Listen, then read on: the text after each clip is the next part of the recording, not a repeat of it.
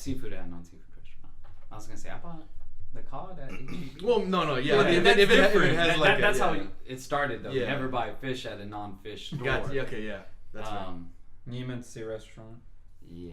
Yeah, like, I don't know. Like, don't go to Timmy Chan's and order fish. Good. Don't go to Timmy Chan's. Period. Don't go to Timmy Chan's. Man, Timmy Chan's. When you got like $5 and you want to feed 8 people.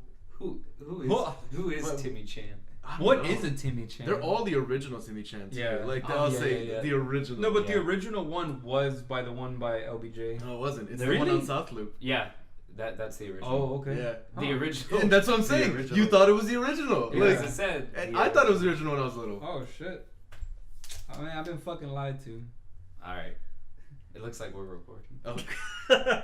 So you're dead. Yeah, no, I knew we were recording. That's Just like why to get a little intro. That's out why of you these guys. allegations were Chris- so. Because it's like when you really like put the pressure on someone, like, all right, we gotta come up with an intro. yeah, Oh, yeah. It frees up. yeah, that just like that. Yeah. Mm. Welcome to Videodrome. Fuck. But Come on, really? Come on. really? I mean, Really? alright. Hi, welcome to Videodrome. I'm Danny. I'm Arthur. Jesus. Bump the shit out of the chair. Bump on the fucking.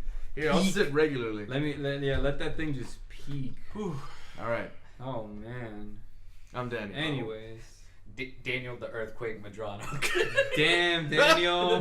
God Damn, Daniel. Look, I gotta get this out We're again. going off the rails. Yeah. I gotta get this out. I gotta get this Early. out again.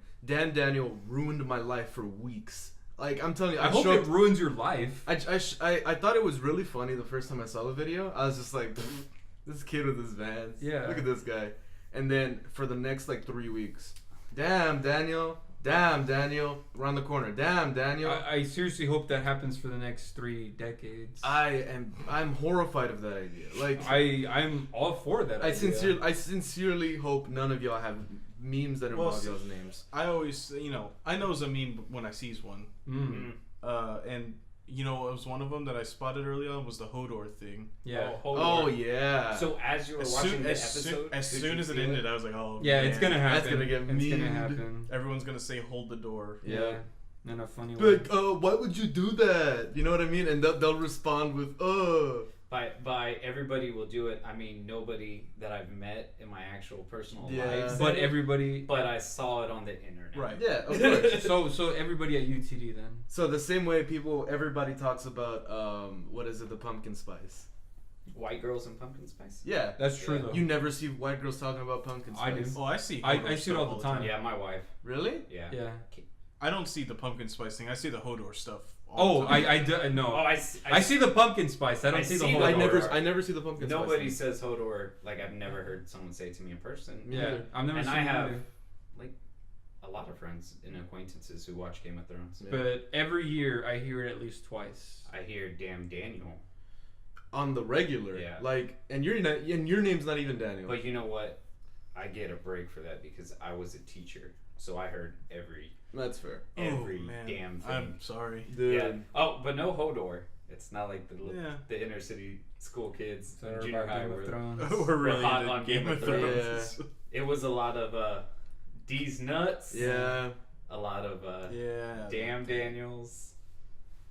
Yeah, what memes were hot with the kids? Yeah. My favorite. Question. All right, meme minute right Meme now. of the week.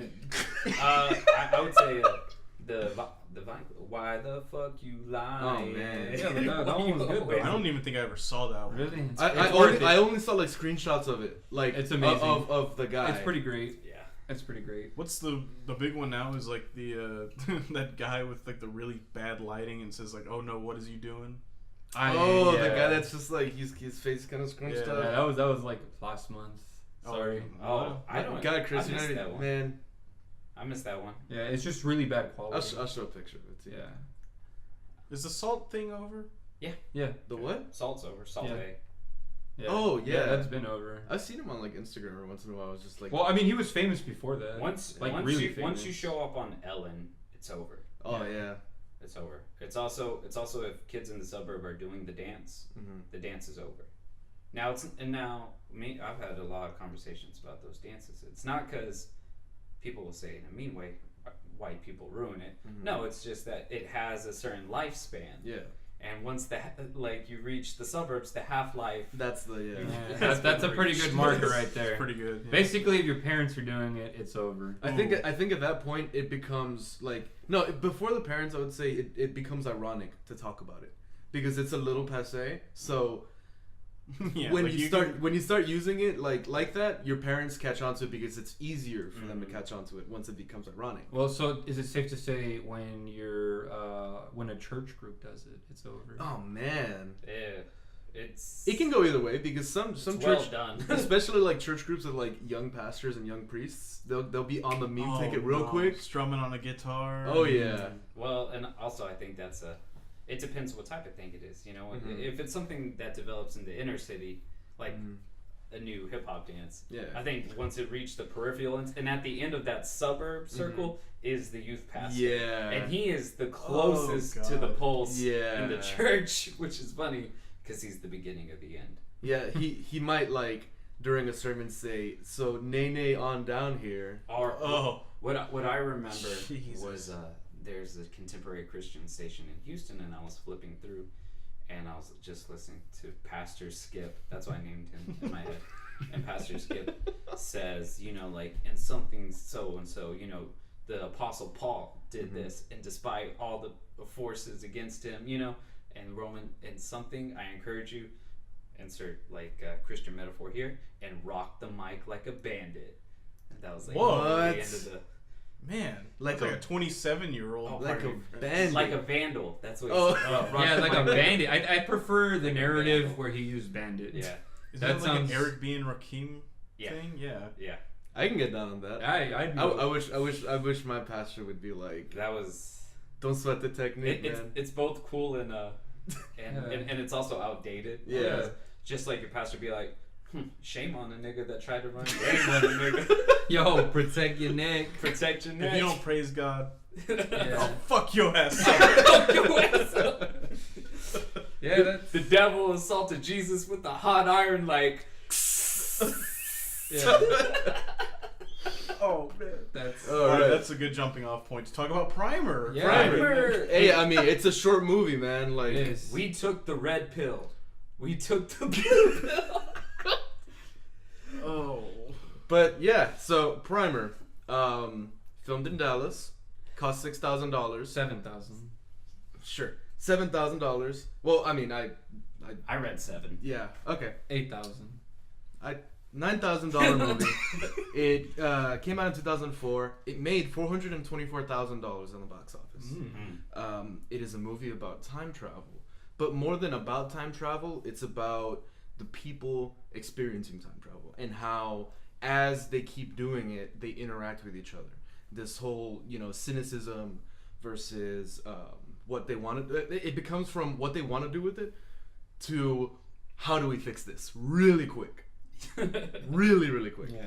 That's like an allegory for everything everyone ever does. Yeah. Yeah, so basically this movie is about the duality of man. Oh, shut up. I mean, actually, kind of is. A little Yeah. bit. There's Really? 2 of you. Oh, I mean, yeah, literally. Yeah. So, if you haven't watched the movie, go ahead and watch it now. And then watch it again, and then watch it again. And if you're Yeah. still confused, read about it. Yeah. Watch it again. Read Wikipedia. Realize that you actually time traveled watch it and watched it again. Second Yeah. time. Yeah, watch. Watch Max Knight to see how God it damn it. influenced. Yeah, and because it's part of Early on. It's part of the Of Prime. multiverse. It's part of the multiverse. the Maxiverse. Maxiverse. You're right. The Maxiverse. But seriously though, watch it once. If you like it, Shame watch it on you. again. Yeah. And if you still don't get it, one video that I found really helpful, it's this channel called London City Girl. Yeah, I watched that actually.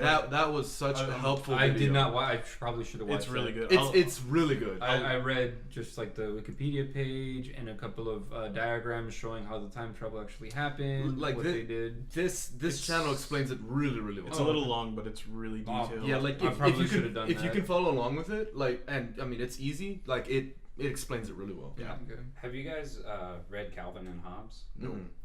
So I read some of it. No. I think I've read like comics when I was taking a dump at your brother's house. My out of context summary for this movie is 2 Mormons Mm-hmm. are bored and they're playing in a garage, and like Calvin and Hobbes, they make believe hop into a box. And also like Calvin and Hobbes, they use a bunch of words that sound smart, probably don't make sense under scrutiny. Yeah. Then get bored with each other and decide not to be friends. Also, like Calvin and Hobbes, they're into day trading. Yeah. Yeah, and apparently Calvin is French. Or at least goes to France at some point. Is it France? I Yes. thought he went to Costa Rica. Yeah, I thought he went to Costa Rica. They're speaking French. I only know they're speaking I don't French even because remember that. I read it at Wikipedia. Oh, okay, no. The French part is at the very end of the movie. Yeah. But he mentions earlier in the movie Well, when yeah, he wants to a move away with his vacation. family. Yeah, but that was just a vacation. Yeah. But I'm talking about with the mega box. Yeah, that last scene is in France. But Day trading. day trading. So Which, when I watched the movie, I had no idea what was happening. Oh, I knew about that much. I did get that much. I figured something like that was happening. Because it would have either been that or like lottery tickets. Yeah, because the thing is, it was too difficult for the lottery tickets. Because I think they talked about that idea. And day trading is actually something that I would have done because it's like less suspicious. But well, I don't know. I mean, then winning the lottery once, like let's say you won the 600 million, you'd be set for life. Yeah. yeah, but they also were working originally with a really short time frame. Yeah. That's fair. Of 6 hours. Yeah, because it was from 9 to 3, Yeah. right? Yeah. So, what I think is cool about this movie is like no other time travel movie does. It seems like as soon as the guys go back, they're immediately thinking, "How can I use this to my advantage?" Yeah. That they go. The first thing they think about is what is the easiest, quickest way for us to make money with this. They never bring a. Yeah. And that's the thing. That's been the mentality since the beginning. Remember, they were trying to make some sort of refrigerator that was more Right. efficient. And then when they found out it had those properties, they were like, "How can we make something out of this?" Like they immediately jumped on it. And I remember reading something like, they're smart guys, but morally and like really thought out wise, they're really dumb. Yeah. Like, Well, because it's just something that's morally ambiguous too. It's like, Well, what do yeah. you do with this power?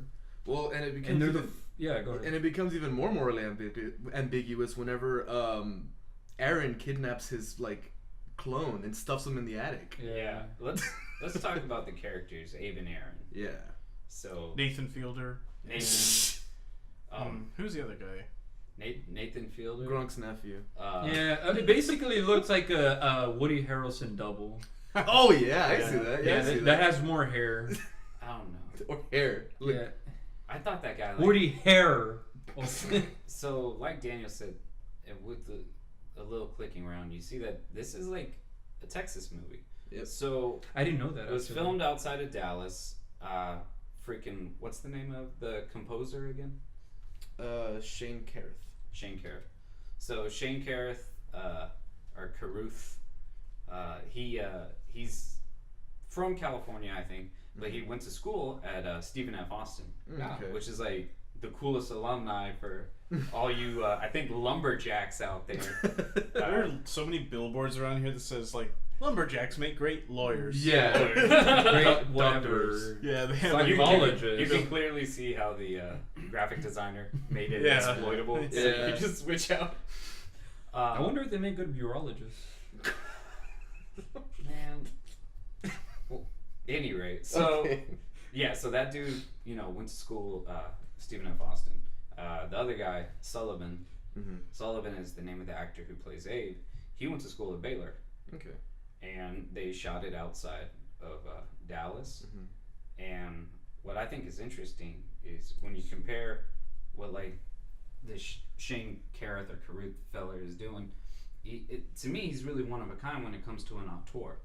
Most auteurs like Kevin Smith with New Jersey, Quentin Tarantino with Los Angeles, the Coen brothers with the Midwest, and Richard Linklater with Texas. They want you to know. They want you to feel the region. They want you to, and these are things they can do on a cheap budget. It's stuff that they pay attention to.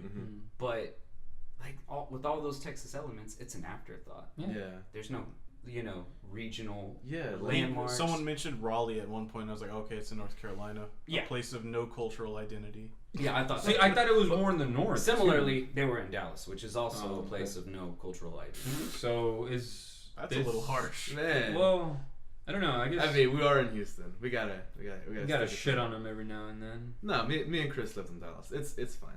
I like Dallas. Yeah, that was dark times. When I think of the Dallas culture, I think of a very particular kind of like rich old school glitziness. Like like a cowboy with tight jeans and a cowboy hat. That's what I think of. And kind of like a little Dallas. bolo tie. Yeah, I think of like oil and energy money, where they have the places running in Houston, but they all chose to live in Dallas. I think Dallas, even though we're bigger, more mobile, more new, but they still have, when it comes to like establishment things, theirs is better. Their art museum is better. They have more fancy restaurants, and stuff like that. So I think is it safe to say this was like either the predecessor or like the inspiration of the Dallas Fire Club?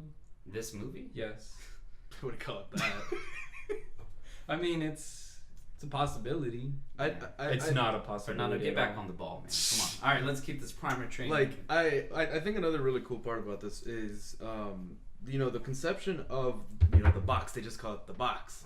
The box. I think the conception of that is really interesting because it's set in Dallas. They built this crazy thing in a garage in Dallas. Dell started like that. Dell's Dallas based, and Dell was started in a garage as well. Oh yeah, like it being the first time I saw this movie, it seemed like so dumb and trite that they were like doing the whole actual garage startup thing, but it really wasn't that done to death. Like we didn't all culturally decide to start worshiping startup people until like 8 years ago. Yeah, and what's really cool about the setting as well is, like you were saying, it has almost no personality. Yes. Because half of the scenes are in the suburbs, in this one house in the suburbs. The other half are in this industrial park. Yeah. Can I just add on? Any suburb is lacking cultural identity, so that's probably why. I thought that's like one of its synonyms. And if you look up suburbs, it's in the dictionary. Look it up, folks. But yeah, no, it's. And the other part was in the U-Haul station. So, I mean, it's about as interesting as it's going to get. Yeah, no kidding. A U-Haul, like... Yeah. Just a storage unit. facility. It's just a storage Climate-controlled storage. Yeah. Climate-controlled. Which happened to be the perfect location for their box. Who would have known? Well, I mean, no one messes with it. Like, it's like the perfect temperature. Because apparently it was supposed to be... The thing is, it's like more than once. That's the big technical thing. I was like, I know what that is. Freon. Yeah. Because apparently it was supposed to be at such a cold temperature to be able to withstand it, not at room temperature. I thought that was the case. And I think like climate control places are like a little below 70 usually. Yeah.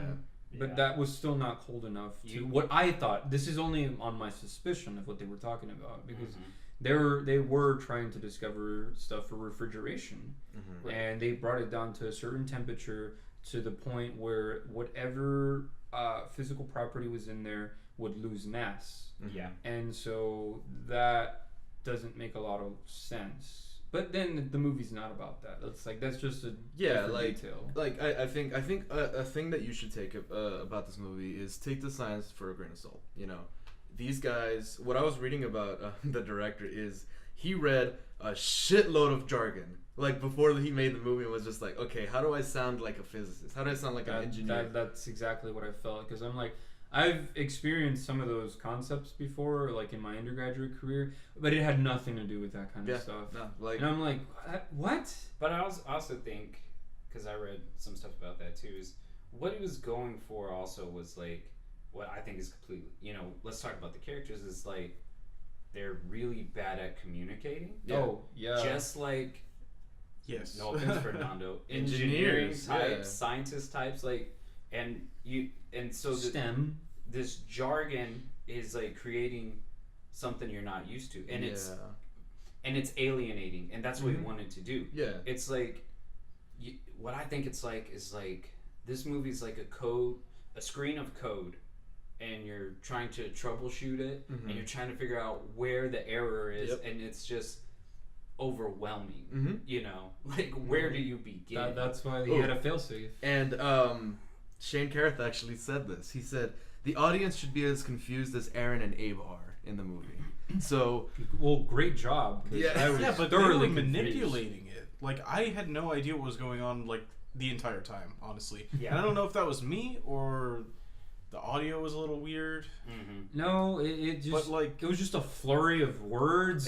yeah, but I exactions. could not tell you the point at which they discovered they were time traveling. I have no idea. Well, and that's, I could. and that's not. That's I the didn't know there was a failsafe. I didn't know there were multiple body or body doubles. I just remember them saying doubles. I knew what that should mean. I heard them say that once, And then, but like, I don't know. it's like it. But the dialogue is designed like that. yeah. For the fact that they mention these words like I remember Freon briefly. Mm-hmm. Double mentioned one I time. remember March Madness being mentioned. Oh yeah, the brackets. He said he was listening to March Madness brackets. And then because there's no exposition in this movie. Mm-hmm.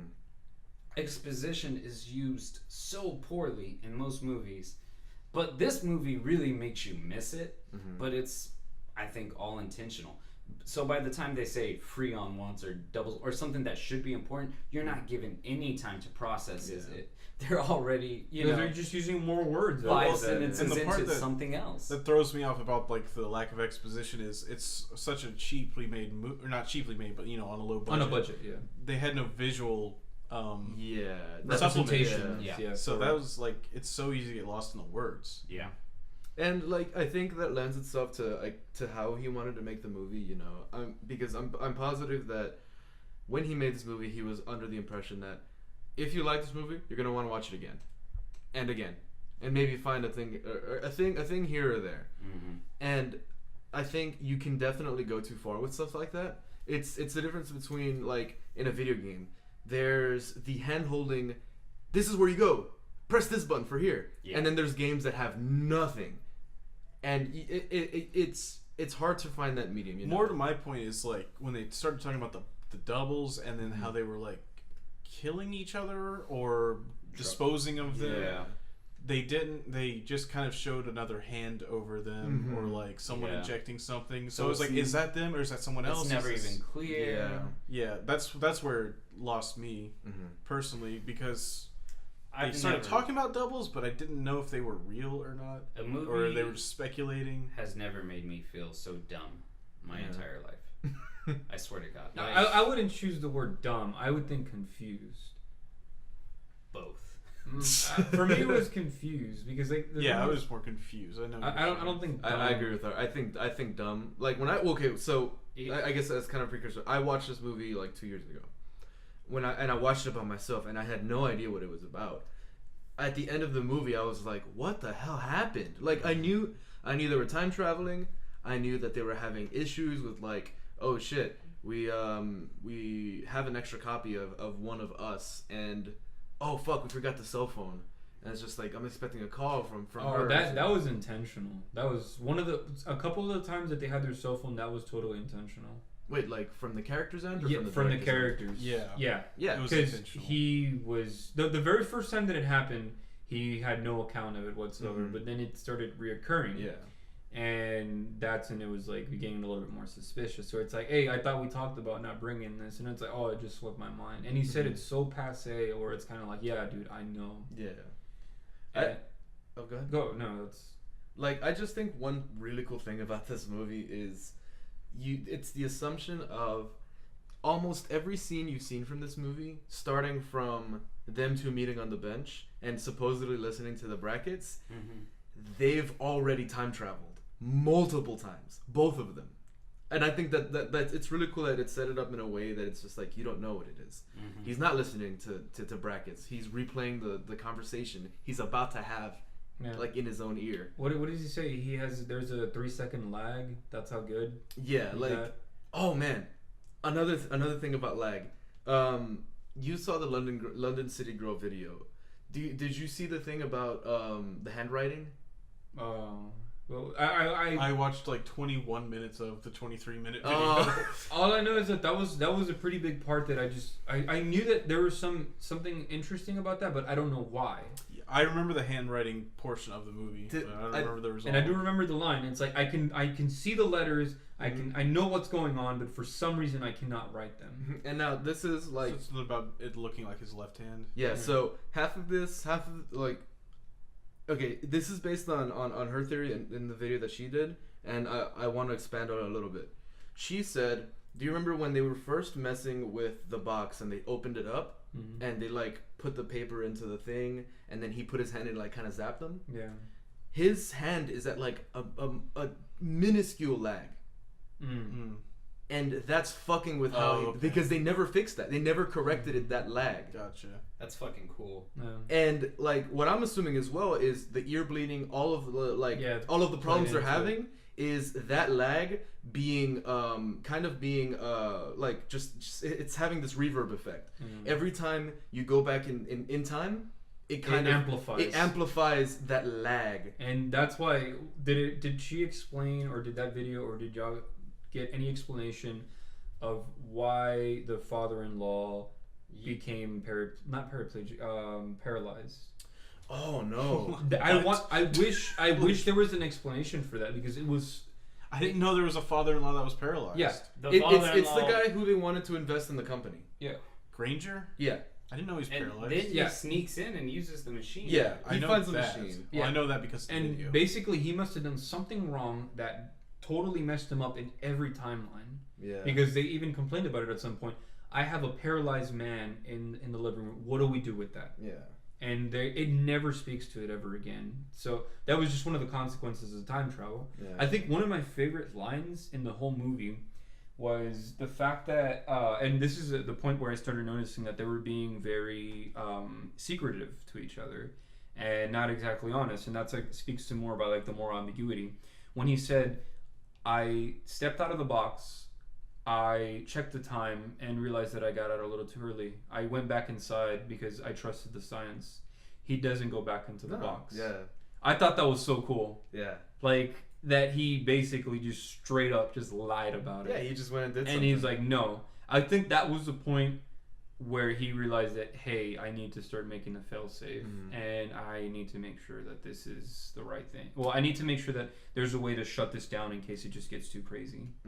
I don't know. I really enjoyed that. And it's interesting whenever Aaron makes his own failsafe, he doesn't like use Abe's failsafe. He makes his own. Yeah. Sailface. Yeah, sailface. It's his own failsafe. Sailface. That's the new trending band for 2017. Sailface. Sailface. Watch out for their. It's the drummer from AWOL Nation. Yeah, that's all I could think of too. Well, that's all. I was trying to think of an AWOL Nation. Yeah, no. But that's all that's in the band, so it's okay.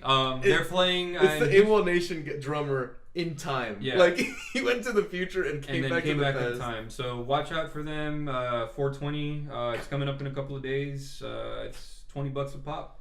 Well, I mean, by the time this is out, then it'll probably be past. So. Well, the thing is, they'll talking go about back in time. They'll go back in time. Yeah. Okay. So that's when the they whole point listen of to it. this, they'll go back to 420. So you get a cover fee if you didn't travel back in time, but if you do travel back in time, it's free. God, have you heard that bullshit about Stephen Hawking? No. How he basically proved that there's no time travelers or no time travelers will ever exist. Why? Because they would have come back already. He said he hosted an unannounced time travelers party and no one came. Oh right. Oh. But that's just kind of like a funny thing. Well, yeah, but people take it too seriously. Yeah. Well, yeah, I mean, and that's the annoying part. It's like, you know, it's a yeah. million. It's 1.3 million views of someone just talking about. Same thing of like, this guy disproves God once, or you know, or with some snarky or the thing. other way around. I said if God exists, strike me with lightning, and he clearly didn't. Ergo. Well, my in check and mate. In Stephen Hawking's defense, what if we are the prime timeline, so we can't officially go back in time yet? How unlikely is that, though? No, I'm saying, well, you know, say like that's very likely. I mean, like, But is it? Yeah, Wait, likely that what? that we are the original timeline. Oh, I don't know. why? I mean, like, if there's like all these infinite or like branching off timelines in a multiverse, The likelihood is the that likelihood we're of not. us being the original. Yeah. I think it's pretty high given the fact that we haven't discovered life anywhere else. Is it?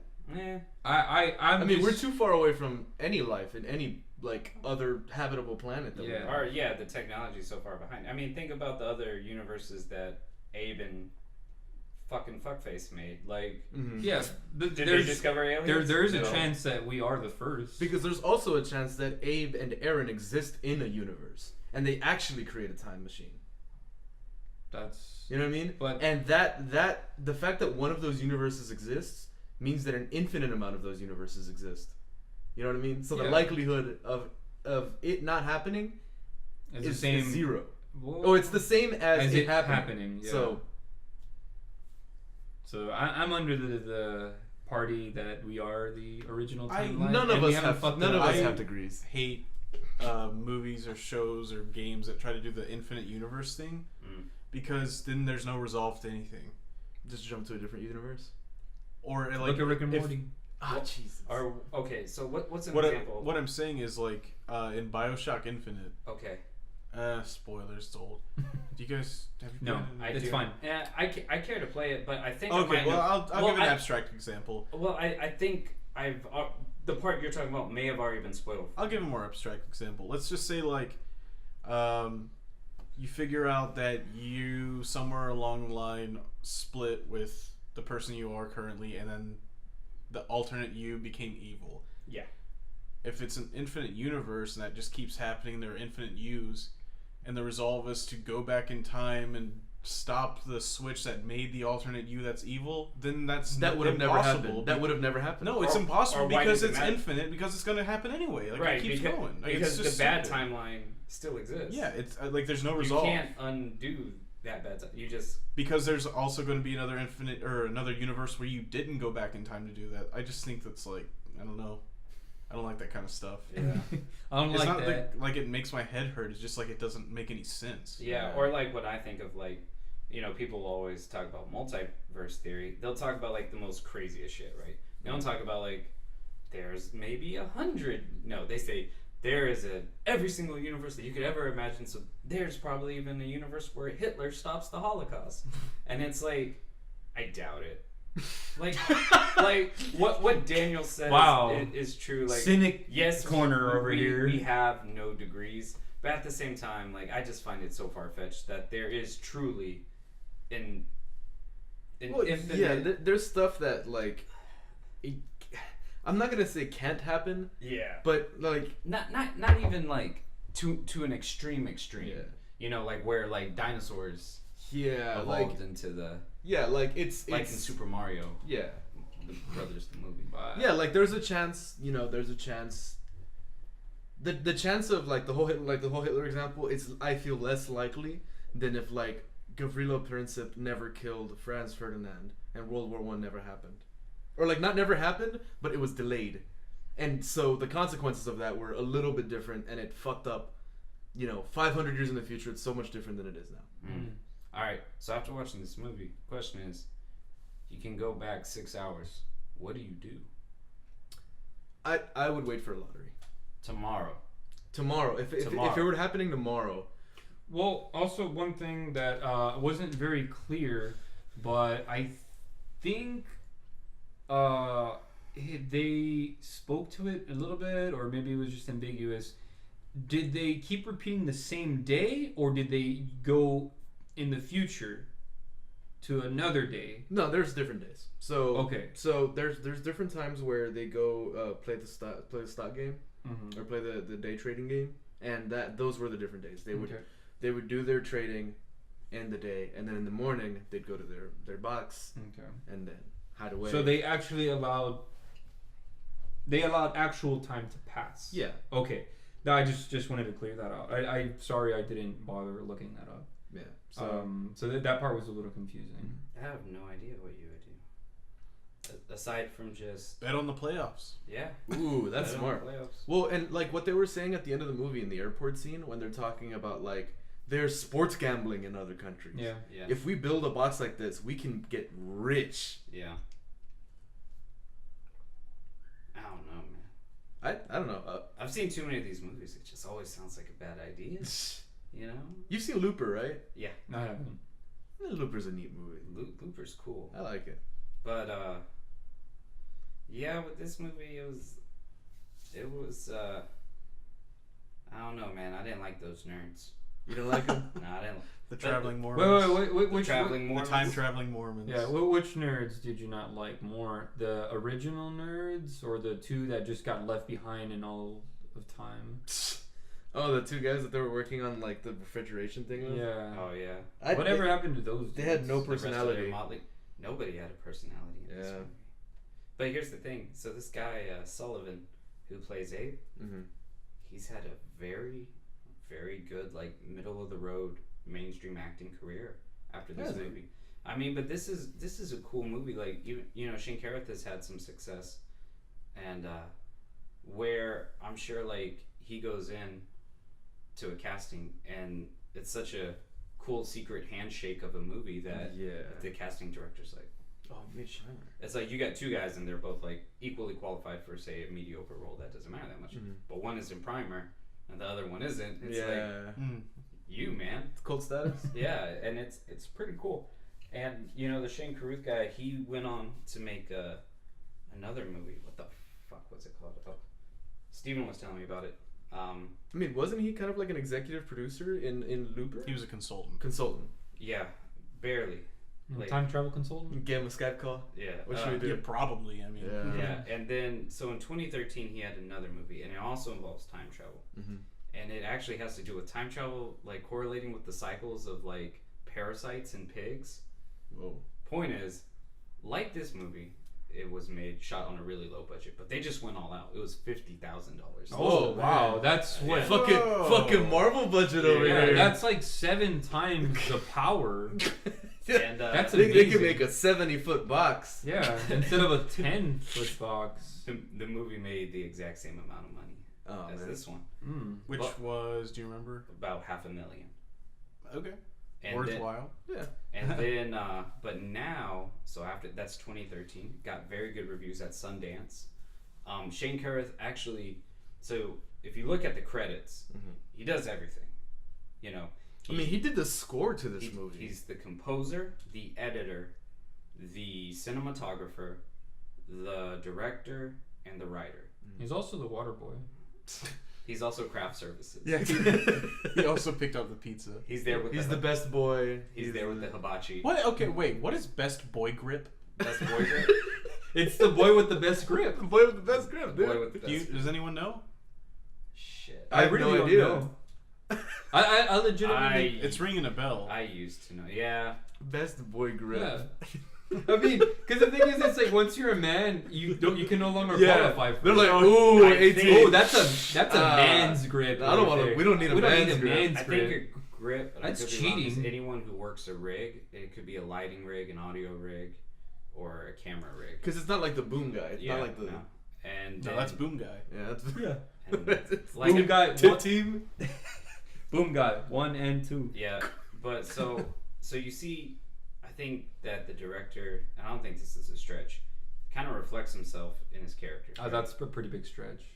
Like, they seem really controlling, anal, retentive, and of course you got to be to A, write the script, and then B, do everything that he did by himself. And like the notes, they said that like post production took 2 years.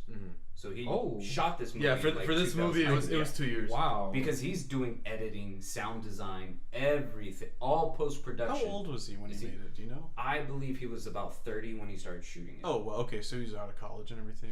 Yeah, but Because they look really young. Yeah. yeah, and Yeah, they look like a couple of like software rookies. Yeah.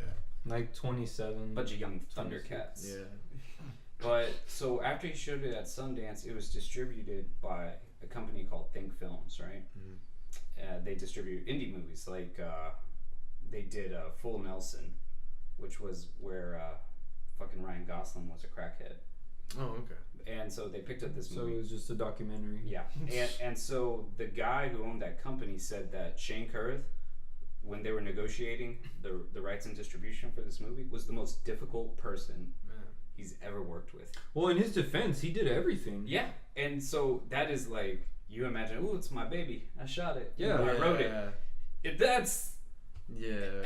and then like we said he made $500,000. It sounds really impressive, $7,000 to 400 and whatever thousand.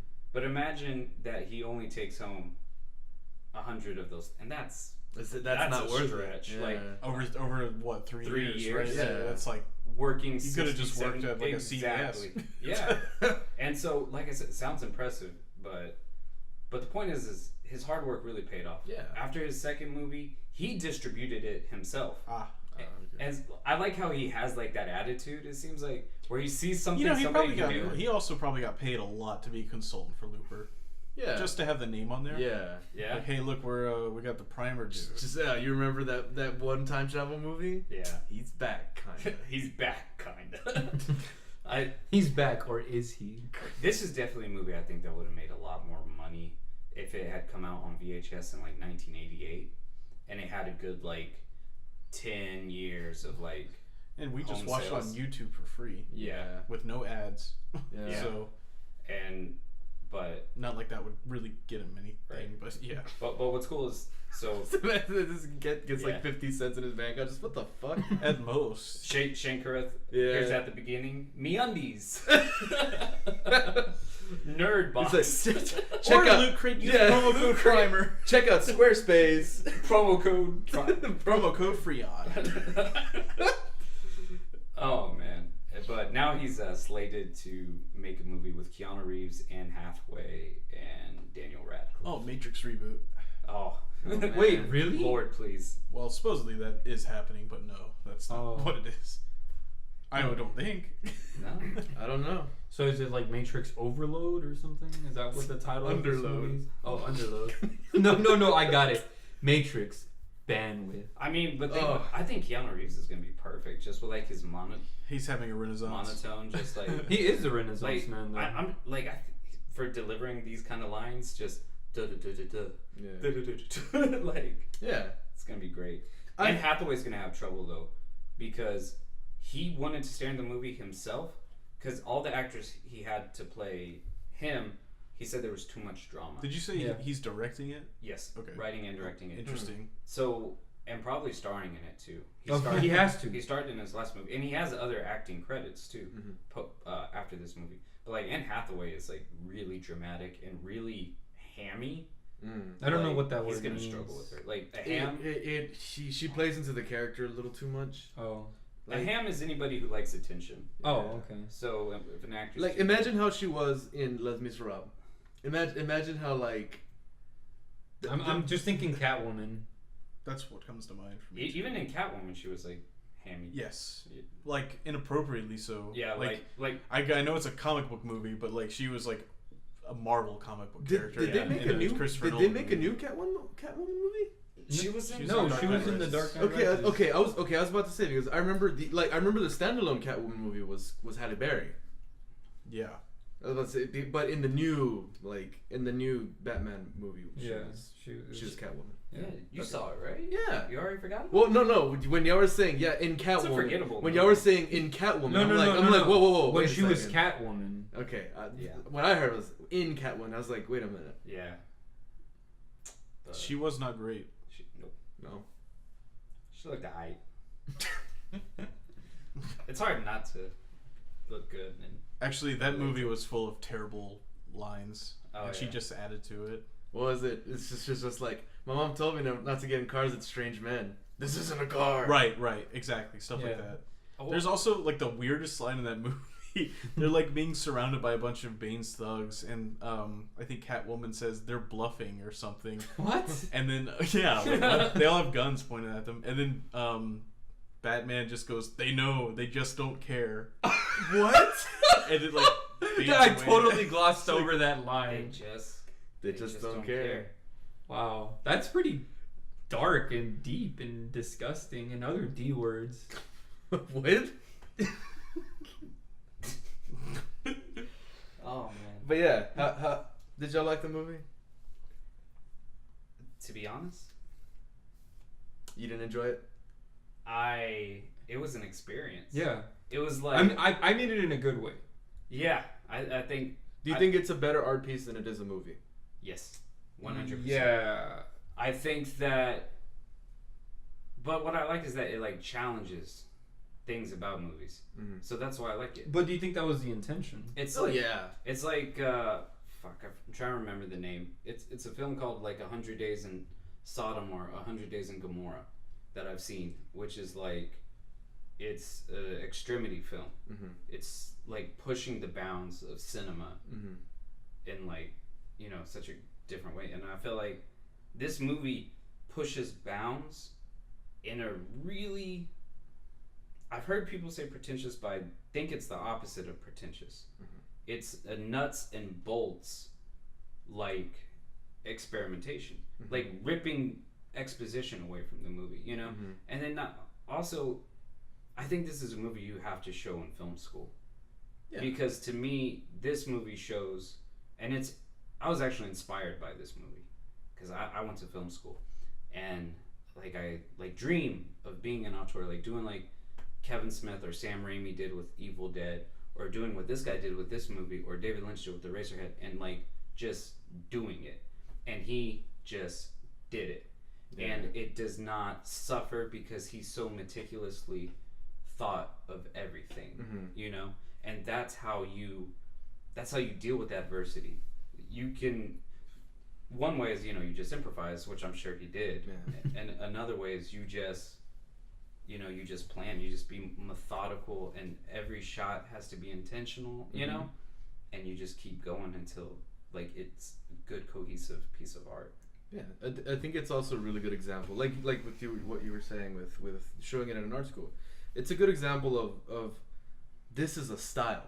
You know what I mean? Like directors have their styles, and with this director, who he basically controlled everything surrounding the movie, this is what he made, and you can tell that it's different from what other people made. You know what I mean? It's just like, it definitely doesn't fit a mold of a movie.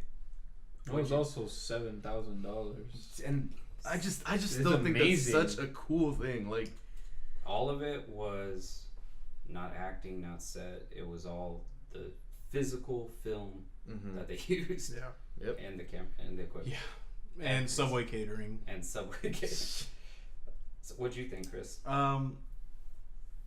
I'm a little bit at a quandary with it. When we first watched it, it didn't affect me. Like I mostly because I didn't understand or catch on to anything that was going on. And but as I've done more research and watched videos on it, like sometimes when I watch a movie and read about it a little bit more, people start grasping at stuff they pull stuff out of nowhere, analysis that makes no sense, but this really enhances the movie. Yeah. And so I think maybe like a year or two from now I'll watch it again and like start doing a little more research on it and understand it. Yeah, I think it's really neat that it goes beyond the boundaries of the movie itself like that. Yeah. I think that's cool, and for $7,000, that's pretty impressive. It's like movie. It's just a feat. Yeah. Watching someone make a competent feature film with just no matter what it is. Yeah. That's an impressive feat. And I don't want to say like the jury's still out for me, but like I just don't know. Like I really don't, you know? Yeah. Fernando? I thought it was great for what it was. I didn't, like I was saying or alluding to it, I didn't see it as necessarily just a film. I did see it more as of like a project. It was very artistic. Yeah. That's the part that I honestly enjoyed the most, because it forces the viewer to question a lot of things, especially if it gets their interest. I mean, it got my interest in that way, because the thing is, it's like if I'm given everything, or if I can necessarily solve it right away or on the first try, I'm not going to be interested in it. It's nothing to me. And that's what this movie has to offer. Yeah. It doesn't have to offer, we're going to put on a clinic with acting, or we're going to have amazing special effects, or we're just going to have a gut-busting thing with these famous comedians. That's what it's offering you. Yeah. It's giving you a puzzle. And putting it in your hands. Yeah. That's the problem I have with it, or not so much anymore. But like right as soon as we finished it, I was like, do I want to figure it out? Like, am I really determined to? But like, since I've done the research because we were going to talk about it, like, I do know. Yeah. And the video that I watched by that person like changed the way I see it completely, because I didn't really get any of it at all. And so now that I'm starting to piece it together, it's like, I do remember that. There's a lot to appreciate. And I guess that goes even more into like showing it in an art school. You have to prepare somebody for this movie. Like I think, well, not so much No, prepare. no. They I have think to. you just- I think people have to go into this movie. with no expectations, no knowledge. Oh, I don't know. Like not even, because it doesn't, like, unless you're sitting a person down with a fucking, like, whiteboard behind you and saying, all right, for 3 hours we're talking about crime. Yeah. You can't prepare a person Yeah. to watch this movie. Not with a, like, brief, friendly synopsis. That's the thing I'm trying to articulate. Is this movie is more interesting outside of the movie. Exactly. And I think that's maybe why, like, in my thing, I think it's cool. I enjoyed watching it, but it's not Yeah, like, like, it's registered weird. because it's everything else is like really cool and really it's like a text, you Mhm. know. yeah. It's It is an art piece. more and than a I'll film. say like, I mean, in the way it's even made and filmed too, it is like a text because it's like a text that's dictated to you. yeah. Is it? Because there is literally no visual representation of almost anything they talk about. Mhm. Like even the box that they time travel through, like I don't even remember what it looks like. Did they even really show it? Like Yeah. it kind of did, I can't picture but it has what no looks like in my distinguishing head. features. Yeah. It's this kind of like white box with like plastic around it. It's got like these little diodes kind of surrounding it. Yeah. I got a question. Mhm. When y'all played video games, or you do you like puzzles? I really like Yes. puzzles. I do not. I hate puzzles. I like puzzles. Slows it down, Yep. gets me out of it. I love. Whoa! It depends. It depends. I don't want to play a shooter, and then I can't get through this door because I gotta solve this Rubik's cube thing.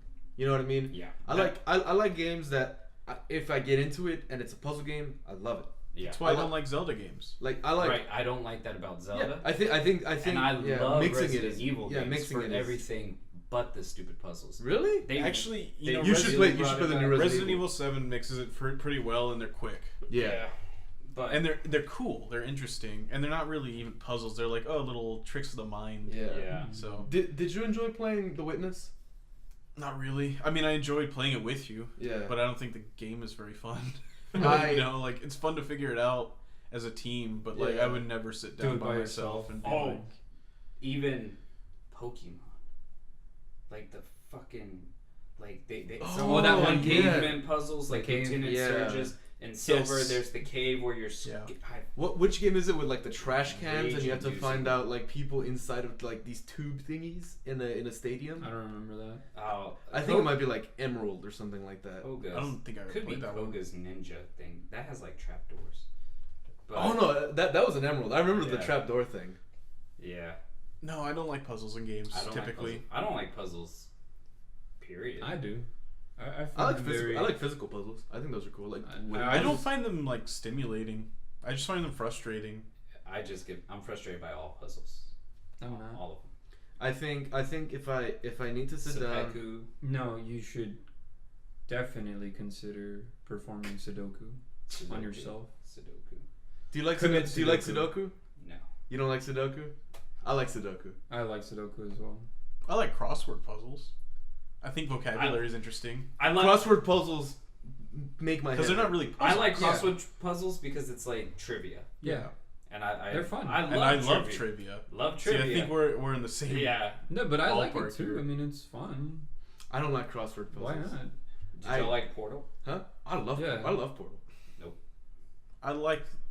Yeah, I don't like playing Portal. I like Portal because I like the puzzles. Portal has neat concepts. I but like don't think it's fun. I like the environment. Yeah. I like the personality. it I has. watched. Yeah, I, it's really. I it's- watched a playthrough of it, and I really like that. Mhm. Yeah, but The physical. No. Here's where I need to Actual put this trying portal. to solve it. I think that I get a great sense of enjoyment from that. Like finally, after trying Yeah. things so many times, I'm and just it not wired that working, way. Yeah. And then it finally works. I'd rather be it definitely confronted with depends. something difficult, That's why I like the Dark Souls games. Mm-hmm. It definitely Like it's depends for staring me in the yeah. face, and I just have to overcome it. Because there's some stuff that like I get really aggravated that I don't finish. Like if I don't sit down and finish a puzzle, I get really frustrated with it. Like I can't be walking. Like you know how like sometimes physics teachers have like puzzles on their desks and stuff like that. I can't grab those because I won't have the time to sit down and do it. I'll try it for a second, and when I can't figure it out, I put it down and I'm pissed off for the rest of the day. You know, my friend Jay and I did a playthrough of Majora's Mask And my favorite parts of the game were never the dungeons, which most people like. I like the parts in between. Dialogue and stuff. Yeah, I like hearing the music. Boss battles. Yeah, kind of. I like the music. I like the environments and the theme, but like the act of going through a dungeon is mind-numbingly dull. Particularly, what I hate about puzzles is like when you can't get through them. And maybe like if it wasn't for the internet, this movie would have been like that to me. Like you cannot go farther with Primer unless at least I couldn't unless you commit 6 hours into watching it multiple times, or you consult the internet or other people that took the time to do that. In the same way, like if it's a game like Zelda: Link to the Past, when I couldn't find the fucking hammer, like I could not get. There was a point in the game that I just couldn't get through. Yeah. And so this movie is cool like that, like where it's not just it's interactive. This movie's interactive. Yeah. Like you have to give the movie something. That's pretty cool. I didn't even think about that. Yeah, I definitely like things that take on a role outside of the film, intentionally or not. Like, I don't think Fear and Loathing in Las Vegas is a really great movie by any means, but I like that movie because of the themes and the music surrounding the era and stuff. I don't know. Same kind of concept. I feel like, at least. This is very true. All in all, though, this movie made a huge impression on me. Like, I remember seeing it because this was... I think this might be the first movie that I can look at and be like, whoa. Like it took me by surprise how non-conventional it was. Like, how little it explained stuff. And I really, really appreciated that. And yet, you could make it. Yeah. And that's badass. Yeah. Rent out a storage unit.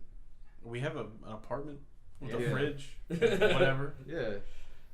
I got an airsoft gun. What is it? I read that they made the sound to the box by like running an engine on idle and like what is it? It was I think like they turned on a blender or something and turned down the audio or something like that. Like, wasn't the original Godzilla sound like someone going like that with a pick on a guitar string? Yeah. That's awesome. They distorted it somehow. That's actually pretty cool. I like the sound of that.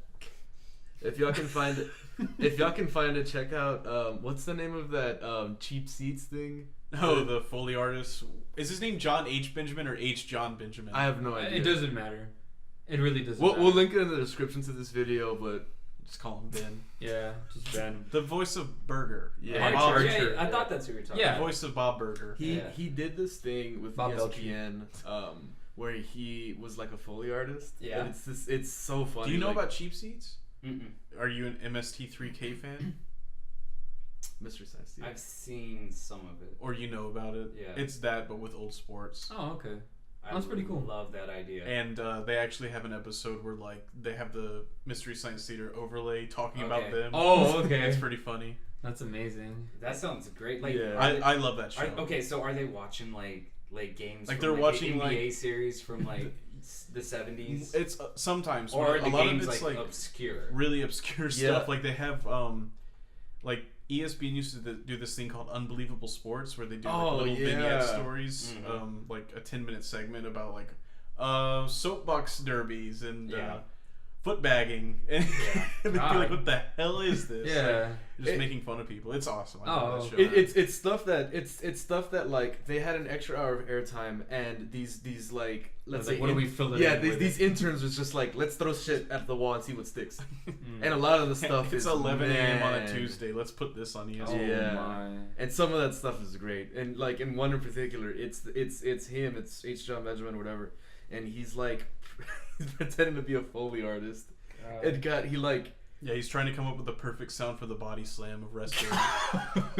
That sounds pretty it's great. really honestly. good. Like we'll link it in the description, but definitely check it out. Yeah. So that Basically, the solution is someone hit him in the back of the head with a piece of aluminum siding. Oh god. It's like, and that's that's it. just That's the it. noise. That's the sound. That's the money maker right there. But yeah. So that was Primer. Really nice movie. Real nice. Real nice movie. It was real nice. Very nice. $6,000 budget. $7,000. $100 budget. $8,000. Made $400 at the box office. Nice. That's quite a loss. Shane Carruth. That's quite a lot. Shane Carruth, 2004, Dallas. I could have sworn his name was Steve. He looked like a Steve. Yeah. They all look like a Steve. Yeah. Yeah. All right, so I guess I'll talk about my next movie. Lay it on us. Okay. Fact checking that. So the next movie. Oh wait! Before we start, some dude brought out a fucking shotgun to a party. He's just like, I'm gonna kill my ex girlfriend. Oh, what the fuck was that about? Yeah, like. And then. It is Shane. You're right. Okay, but all right. Okay, we'll tackle this. Then we'll get to the closing. All right. So that guy with the fucking shotgun. Mm-hmm. Correct me if I'm wrong. His girlfriend was still alive in the regular timeline. Well, his ex. Yeah. So That's the girl that. So that's the girl why that did- Abe was interested in. so why did they stop him? Just so that there's no bloodshed. No, I don't think anybody died. No, nobody died. Yeah, in but the they were original just preventing timeline it. with- But the thing is, that they could have been the guys that prevented it. So who knows? Yeah, Aaron wanted to prevent it from the beginning. Right. So it's a possibility that somebody died the first time around. I thought that was gonna be a real shit hits the fan. Yeah, I thought moment. that was gonna be like, oh, that guy's Abe or something. Yeah. And That would have been too easy though, I guess.